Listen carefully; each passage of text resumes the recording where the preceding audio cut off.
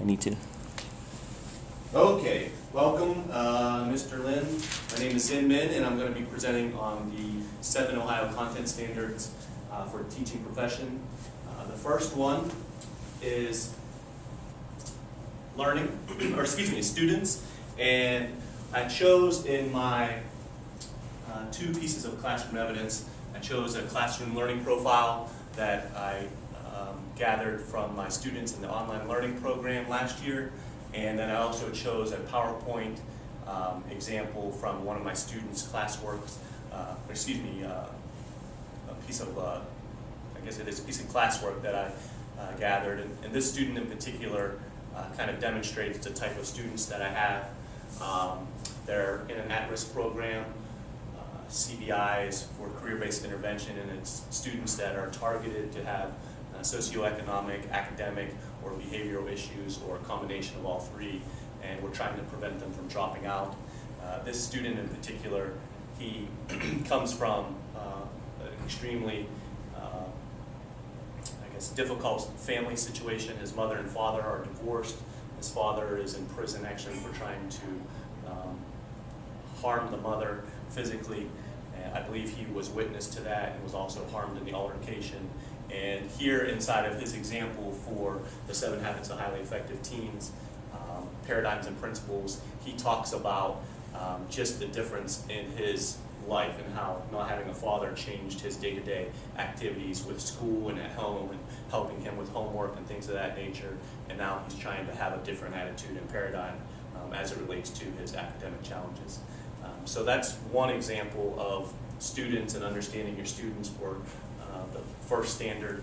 Over here I had the classroom learning profile, and again I just took an inventory of my students in the online program, and some of the student strengths that I see a lot of times in the at-risk program is the students, they have a really good sense of humor, they're very personable, they like to communicate, they're very emotional positively and negatively, they're very truthful and honest with you, and those are some of the, I think, best qualities of working with at-risk students.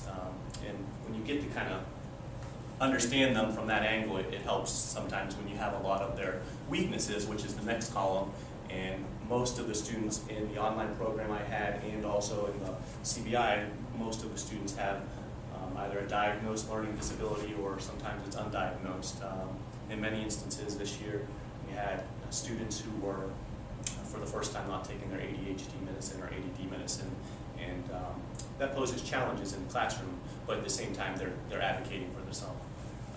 This one here, the next column, is interest for the classroom learning profile, and sometimes, for example, this student here, he loved motocross and quad racing, and that was a huge kind of insight into his world. His whole world revolved around that. Once I was able to connect with him on that level, it completely changed the dynamic of interacting with him, and he was really kind of a tough student for other teachers.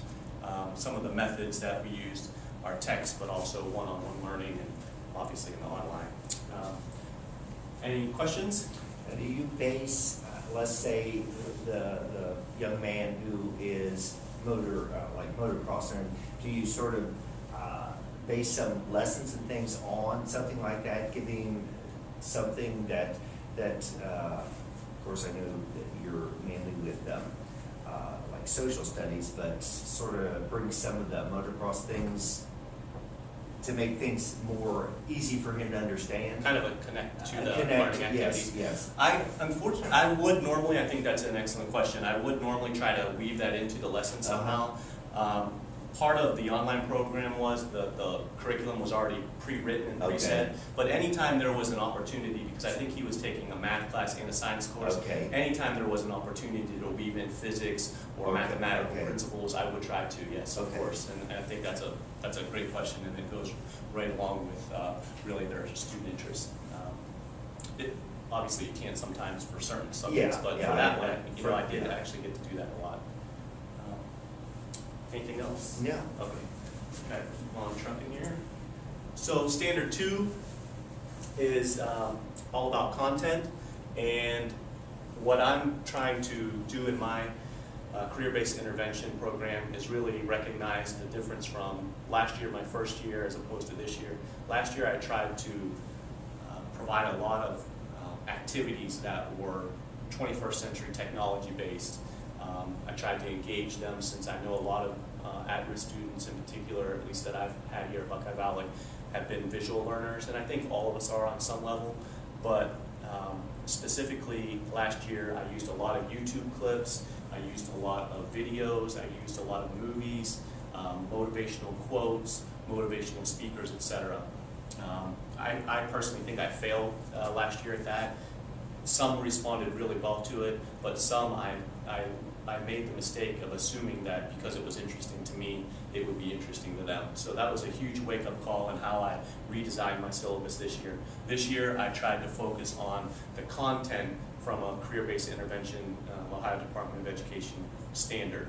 And one of the things I looked at specifically was health and wellness.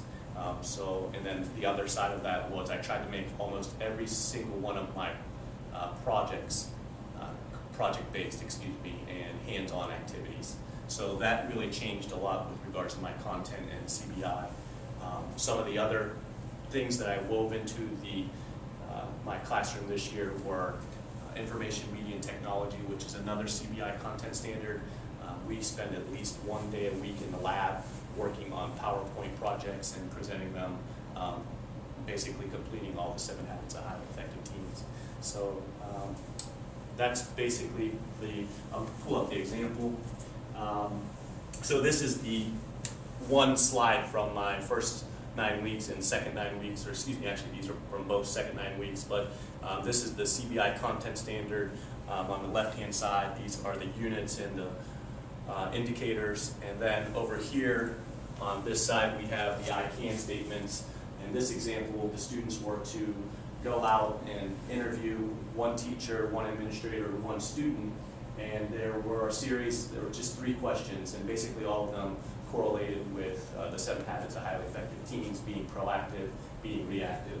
And some of the skills they were to learn was role playing, how to use Microsoft Word application, role playing with regards to modeling interviewing techniques, emailing the document as an attachment, and then using effective note-taking and listening skills. And those directly relate to the CBI content standards. So I think knowing that side of my students so far this year, it's worked really well, understanding that they need more project-based things and they need more hands-on activities, maybe more verbal things, where they're out in the workplace. Now last year, did you use the project-based or hands-on activities as much as you have this year? Hardly at all. Okay, so what have you noticed as being a change from last year to this year, moving over to the project-based type projects and hands-on? Are the kids getting the contents better? Are they able to perform the tasks the way you want them to, grade-wise? Is it?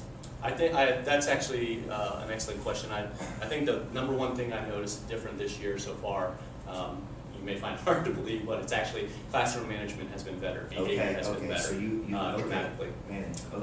The second thing that I noticed better is the students are more engaged.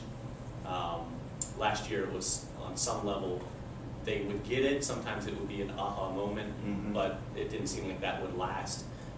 Some of the PowerPoints that they produced, they have actually put in a lot of, like the last slide that we just looked at, they put in a lot of personal information relating to specifically not only the project but the CBI content standard, and it seems like they're really able to grasp what's going on.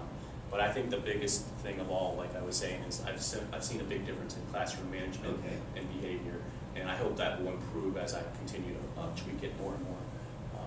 But that's the content. That was a good question, because I was thinking of that just the other day. Any other questions? No. Fred? Okay. Let's see. Standard 3 is assessments.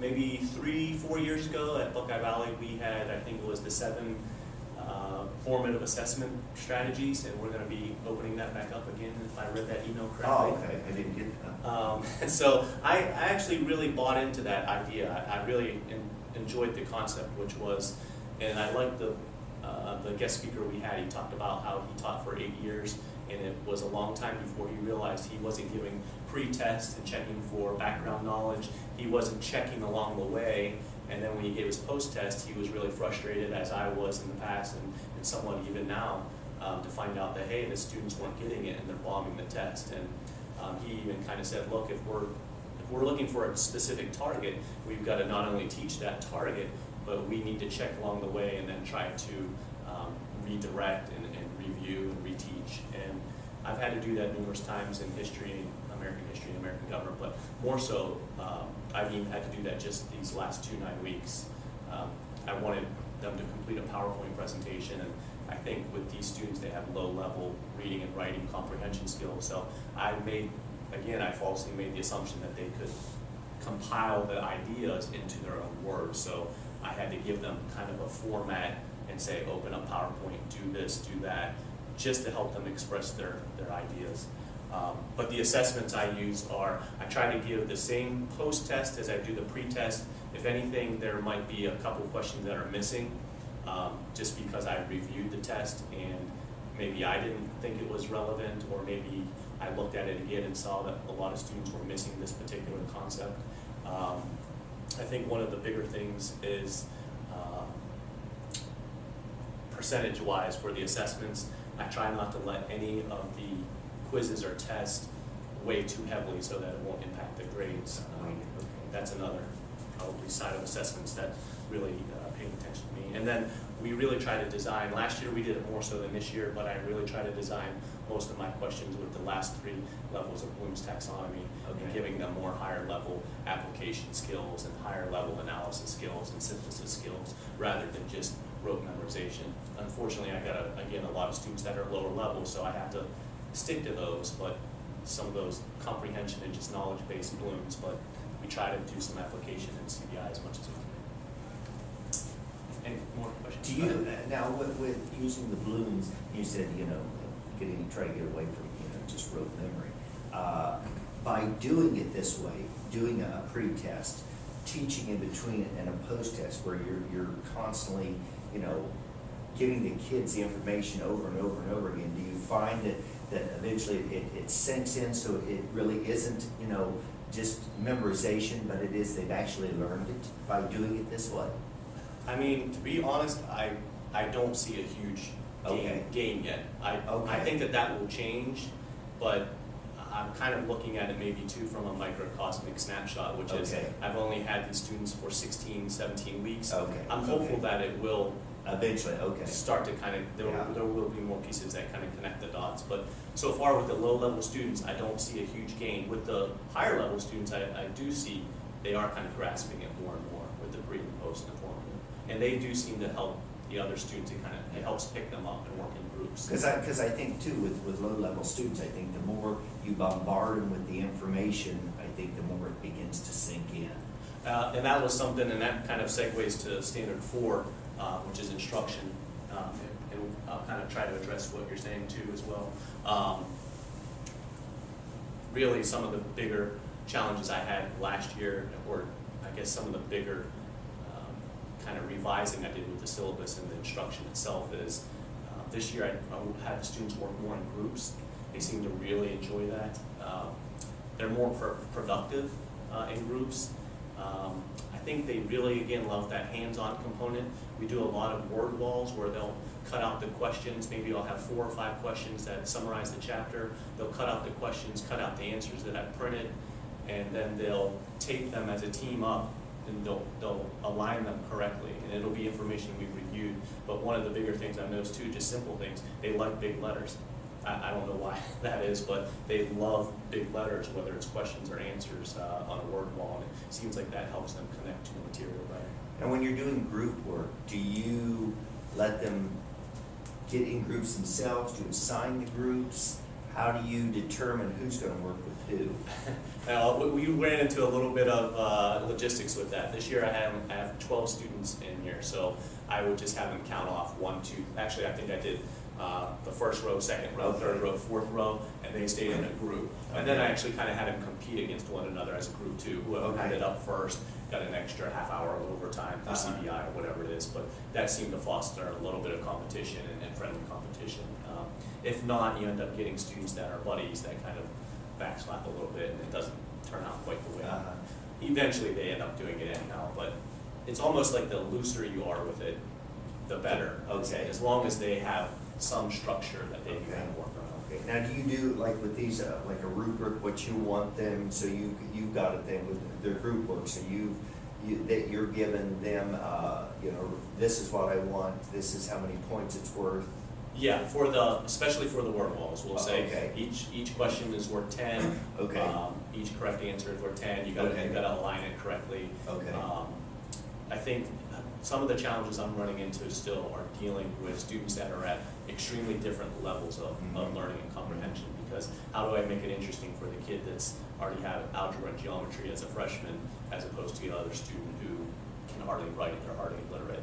So that I'm running into that challenge right now. Well, and now on that challenge too, couldn't you shift the thing around to when you're doing a group project, let them take over the role as like teacher, instructor, and let them help the ones that needs to, you know, the lower level ones, use the higher level ones in more of an instructional capacity in a group? Yeah, and I have done that in the past. That has worked really well. I'll assign one student as a scribe, one student as the team leader, the other two, they'll have you know, nominal roles within, and that does seem to work really well. The ones that don't like to be leaders, somehow they magically kind of turn into one. Yeah. And the ones that are, you know, the ones that like writing, I usually don't allow them to write. I let the other students try to do that. But yeah, that has worked really well in the past. I'll probably try to start introducing them again. This is the slide from, Standard 3, and it was just trying to show the variety of assessment. And we have, and this was the one I was mentioning, this is first 9 weeks and second 9 weeks. Okay. First 9 weeks we had a health and wellness project. It was 25%. The students went out on the track and walked a mile, and they timed themselves. We did that every Tuesday and Thursday. The next one, is their work permit application, which needs to be completed along with a physical, a sports physical. It needs to be signed by a parent and turned in order for them to get a work permit to work in the school. So we made that 25%. It's a really important one. A lot of students last year, I ran into the problem of they didn't have pens and pencils. They weren't prepared often. So I actually incorporated that into the curriculum this year. Oh. They needed to have 2 pens. Every Friday, I would check them for it and give them points for that. Oh, that's a good idea. And then they work in food service, so I had them have fingernail clippers, so that way they would keep personal hygiene. All that actually is part of the CBI content standard as well. Each of these are. The watch as well was something about punctuality and time. That's a CBI content standard. Most of them bought into that and actually bought it and wore it, and if they didn't wear it, they'd have it on their backpack. The 7 Habits Project, we covered that, that was 15%, the watch, 2 pens and clippers, each 5%. The 7 Habits Project, again, was a PowerPoint presentation of 25%. And then the end of the 9 weeks binder, we're just trying to give them an idea of getting organized in whatever system they want. If they want to have a folder on their desktop, that's fine. If they want to have an email that has everything in Google Docs, if they want to have a specific binder using their agenda, whatever it is. But there were a couple of things that we had to put in there. Each 9 weeks, we're going to try to put in there 7 Habits Project and some learning related to it. And then on the second 9 weeks, we did the 3 personal interviews that we mentioned earlier. This year we did an Acorns to Oaks project, which was somewhat of a community service. I picked acorns out and then had the students actually plant them, and then we have them down in the library incubating until the spring, as well as some tulips. So the goal here is that they'll take some ownership, they'll leave a legacy. In 20 years, they'll have an oak tree that we can plant maybe here on Buckeye Valley's campus, and it'll have a little plaque with them, CBI 2015. And we showed them a lot of pictures down at Ohio State University, the 5 brothers. There's 5 elms there since 1880, you're probably familiar with. They really love that one. Open a checking account, that's one of the financial literacy CBI content standards. And then the 7 Habits Project, we're doing Habit 1 and the end of the 9 weeks binder again. So I tried to not bombard them this year. Last year I gave them everything but the kitchen sink. Tried to make every lesson, wow, it worked horribly. So this year I tried to make it more not just content driven, but project driven. Mm-hmm. So standard 4, that was where we're basically trying to, again, go into the lab as much as possible. We're trying to, again, work in groups. We're trying to let them work individually, in teams. And so far, that's really, again, I'm still struggling with that. Honestly, that's probably the standard I struggle with the most. That's my biggest weakness, is trying to figure out where students are and what would work best with them as far as when you're covering a broad topic like American history or American government. So I'm open definitely for suggestions on that one from my peers. And that's one of those that I guess, and I found it's one of those things you just have to learn the students, and you just have to, it's play it by ear thing, and once you get in and once you've learned, and you know your students, Yeah. so you've had them long enough, you know, where they should be put and how to, and you know, who gets along with who, and so once you've learned the students and how they sort of interact with you, I think that makes it easier in, you know, the learning environment, how best they learn. You talked about group projects and individual projects. And I think you're right, group projects is probably, with your kids, is probably the way to go. And that's the way that I would do it, especially with social studies and government. There's so many things you can do as group projects in that. And with your kids, that's probably just a way that they can get it and be able to retain it than just standing up there and lecturing. Yeah. Well, you mentioned, and the 2 things I wanted to comment on that you mentioned. The first one was getting to know them. And I see a huge difference between the sophomores that I had this year, and they were freshmen last year. I've seen a huge, not just growth in them, but also, and they're kind of adapting to my teaching style, and I'm kind of adapting to their learning style. And that, I've never seen so much active engagement in the participation levels from the group project standpoint. They just eat that up. And then when we do enter into, say, another thing they did love too is kind of hot topic debates. This year we did flag burning. Mm-hmm. We also did the right to bear arms, and we watched a couple of shorter clips, Alex Jones. So it gives them a kind of a wide variety to see. We talked about Sandy Hook, and we talked about FAU, for all related to the right to bear arms, Mm-hmm. and they really take ownership to that. And then we're starting to read some Supreme Court cases, so they're getting a variety of input and from different things. But you're 100% right. The lecture doesn't work so much. So yeah, once you get to know the kids, and you're right, and I think you hit the nail right on the head with, now they've learned your teaching style. Granted, the freshmen, you know, you're struggling with them a little bit, but once they learn your teaching style and you learn them, then it seems to all fall into place. And It did, and so that was probably the biggest thing. Standard 5 is learning environment. For my classroom evidence, I chose to portray the parent and login for the parent and student login for PowerSchool, which is our database record keeping system for grading and attendance. Last year, every Thursday I gave them a study time or study hall time where I would look at every class they had, not just the 3 classes they had with me, and I would say, well, you're missing this assignment, or you need help with this homework, why are you failing gym? The idea was just kind of to address it before they became juniors or seniors, God forbid, and they were credit deficient.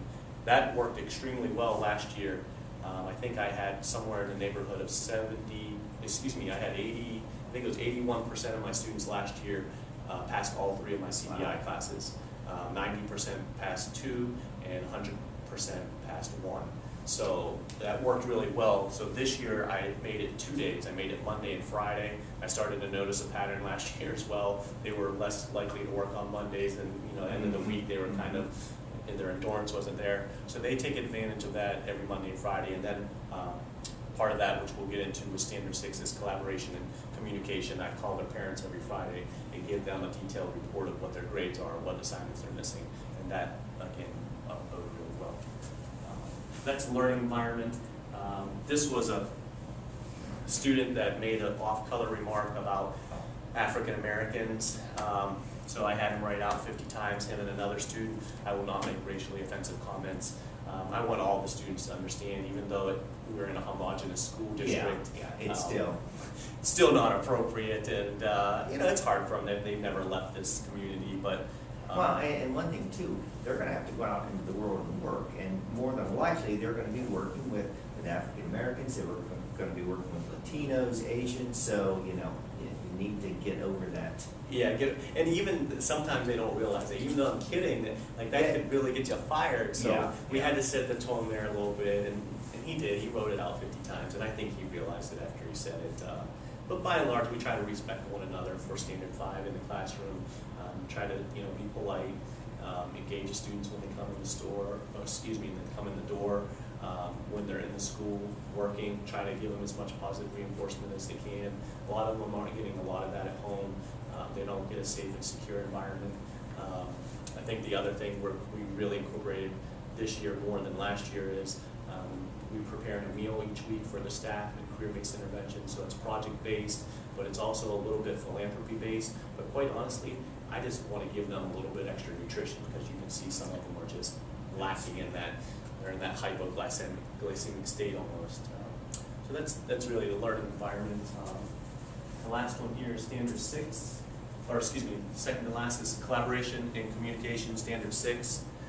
I chose, this is a, excuse me, I just had a little bit of a, this is a intervention action plan sheet. The principal this year kind of directed me towards this year. I didn't realize last year how much I was, intervening on a daily basis. And I started to really keep track of this, not just trying to get some behavior modification, but how much I called their parents, how much I gave them positive reinforcement, how much I had to correct them, et cetera, et cetera. And this really demonstrates probably the most the collaboration and communication I have in the classroom, which is not just with the student, but most importantly with the number one stakeholder, the parent. The other role really is I'm always in contact with administration on a daily basis, guidance, school psychologists. Each student has a different supervisor, so in school, I'll usually talk to 3 or 4, maybe 5 different supervisors every day.